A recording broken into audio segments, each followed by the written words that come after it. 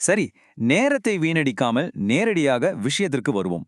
இன்று நாம் tax genius ITR தாக்கல் போர்ட்டலின் படிப்படியான செயல்பாடுகளை துல்லியமாக கற்றுக்கொள்ளப் போகிறோம். இந்த வழிகாட்டி மூலம் உங்கள் சிஎஸ்சி மையத்தில் எந்த ஒரு பிழையுமின்றி முழுமையான நம்பிக்கையுடன் எப்படி ஐடிஆர் தாக்கல் செய்வது என்பதை நீங்கள் மாஸ்டர் செய்ய போகிறீர்கள்.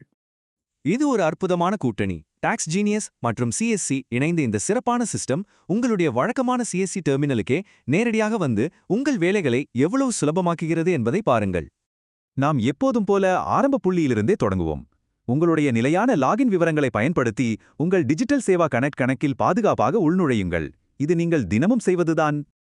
உள்ளே நுழைந்தவுடன் நேராக சர்ச் பார் பார்க்கு செல்லுங்கள்.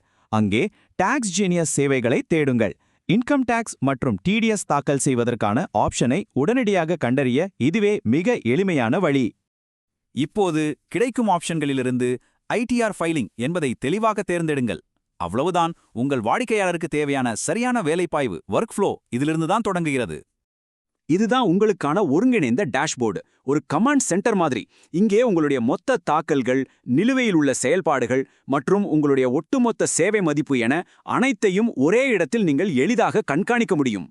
ஒருவேளை உங்களுக்கு ஏதாவது சந்தேகம் அல்லது தடங்கள் ஏற்பட்டால் கவலையே வேண்டாம். மேல் பகுதியை பாருங்கள். ஒவ்வொரு பிராந்தியத்திற்கும் பிரத்யேகமான உதவி மைய எண்கள் கொடுக்கப்பட்டுள்ளன. எந்த ஒரு சிக்கலையும் இவர்கள் விரைவாக தீர்த்து வைப்பார்கள்.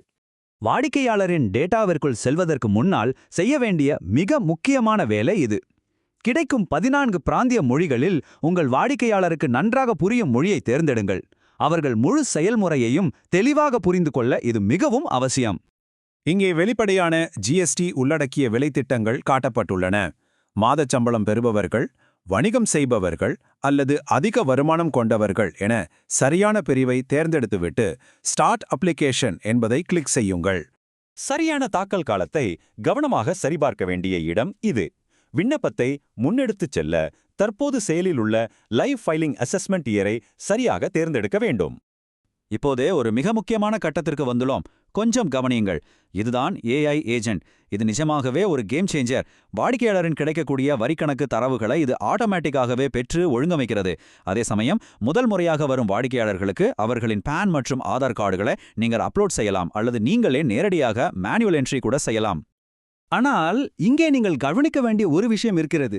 வாடிக்கையாளரின் பாதுகாப்பான பதிவுகளை ஏஐ எடுப்பதற்கு முன்பாக அவர்களின் முன் அனுமதி பெறுவது கண்டிப்பாக கட்டாயமாகும். இதை தவறவிடாதீர்கள். அனுமதி அளித்தவுடன் மேஜிக் நடக்கும். ஏஐ தடையின்றி முக்கிய அடையாள விவரங்களை நிரப்பிவிடும். ஆதார் எண், பெயர், முகவரி போன்ற இந்த தரவுகளை நீங்கள் அடுத்த கட்டத்திற்குச் செல்வதற்கு முன் உங்கள் வாடிக்கையாளரிடம் ஒரு முறை காட்டி சரிபார்த்துக் கொள்வது நல்லது. அடுத்து பேங்க் டீடைல்ஸ். ஏஐ பெற்றுத்தந்த வங்கி தகவல்களை மதிப்பாய்வு செய்யுங்கள். எதிர்காலத்தில் கிடைக்கக்கூடிய ரீஃபண்ட் தொலைகள் சரியாக வாடிக்கையாளரை சென்றடைய வேண்டுமல்லவா? அதற்காக சரியான வங்கி கணக்கு எண் மற்றும் ஐஎஃப்எஸ்சி விவரங்களை நீங்களே பதிவு செய்து சரிபார்க்கவும். இதுதான் முழு செயல்முறையிலுமே மிக மிக முக்கியமான படி. Income review. ஏஐ கொண்டு வந்த தரவுகள் இங்கே காட்டப்படும். ஆனால் நீங்கள் வாடிக்கையாளரிடம் நேரடியாக கேட்டு சம்பளம், பிசினஸ், கேபிட்டல் கெயின்ஸ், மற்ற வருமானங்கள் அல்லது விவசாய வருமானம் ஏதேனும் உள்ளதா என்பதை உறுதி செய்ய வேண்டும். விடுபட்ட வருமானங்கள் இருந்தால் அதை நீங்கள் சரியாக அந்தந்த பிரிவுகளில் என்டர் செய்ய வேண்டும். இன்னொரு முக்கியமான விஷயம், ஏஐ கேரண்டியாக ரீஃபண்ட் பெற்றுத்தரும் என்று சொல்லாதீர்கள்.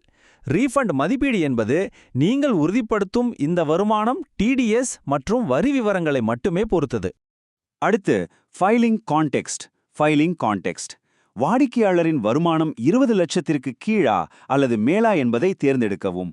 அவர்களின் தொழில் என்ன? அவர்கள் ஏன் ஐடிஆர் தாக்கல் செய்கிறார்கள்?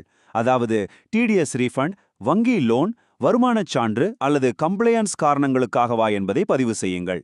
மேலும் முதன்மை தொடர்புக்கு வாடிக்கையாளரை எளிதில் அணுக உங்கள் VLE மொபைல் எண்ணை உள்ளிடுவதை உறுதிப்படுத்திக் கொள்ளுங்கள். இது ஒரு ஆப்ஷனல் பகுதி. வாடிக்கையாளரின் விண்ணப்பத்திற்கு தேவைப்பட்டால் குறிப்பிட்ட கூடுதல் ஆவணங்களை இங்கே பதிவேற்றலாம். அல்லது CA சான்றிதழ் தேவைப்பட்டால் அதற்கான பட்டனையும் நீங்கள் இங்கே தேர்ந்தெடுக்கலாம். வேலை முடியப் போகிறது. விண்ணப்பச் சுருக்கத்தின் இறுதி மதிப்பாய்வை மிக கவனமாகச் செய்யுங்கள். எல்லாம் சரியாக இருக்கிறதா? சூப்பர். சட்டப்பூர்வமான உறுதிமொழிச் சான்றை டிக் செய்த பிறகு கன்ஃபார்ம் அண்ட் பே என்பதை கிளிக் செய்யுங்கள்.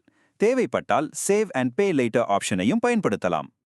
இப்போது நீங்கள் சிஎஸ்சி டிஜிட்டல் சேவா கட்டண பக்கத்திற்கு மாற்றப்படுவீர்கள்.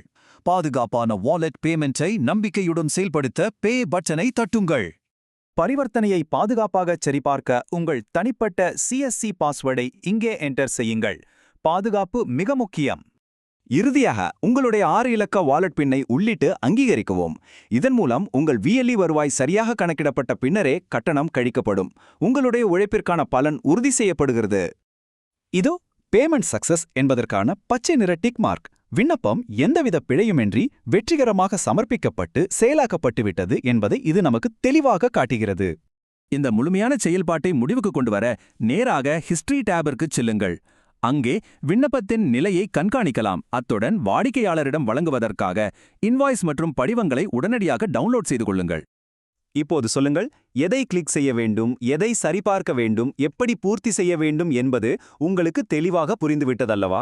இந்த தடையற்ற செயல்பாட்டு வழிகாட்டியை முழுமையாக கற்றறிந்த பிறகு இன்று உங்கள் சிஎஸ்சி மையம் மூலமாக எத்தனை வாடிக்கையாளர்களுக்கு நீங்கள் வெற்றிகரமாக ITR தாக்கல் செய்து கொடுக்கப் போகிறீர்கள்? வேலையை தொடங்குவோம்.